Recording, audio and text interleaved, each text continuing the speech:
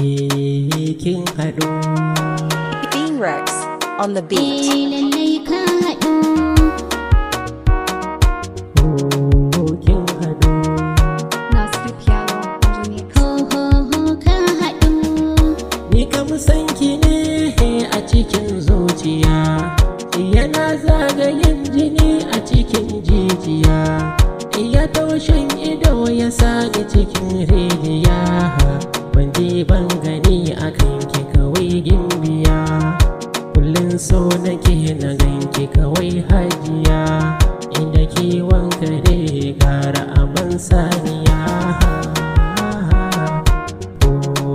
Kin haɗu. Ho ho ho ka haɗu.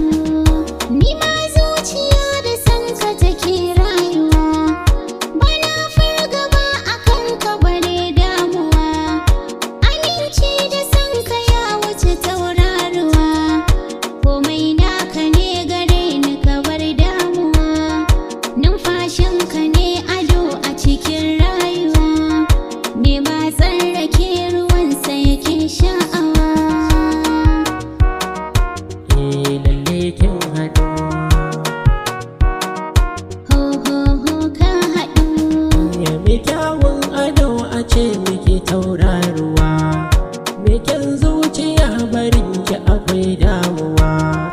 Kullum tanadi na san ki yana ƙaruwa, tsiran kainuwa an san ki cikin dairuwa. Zinariyar fure kuma tauraruwa, da shan rabba na ganin ki akwai sha'awa. Lalle kin haɗu. Ho ho ho ka haɗu. Kalaman ka ne suke da ɗaruɗar da ni. Kwarai sau a zuciya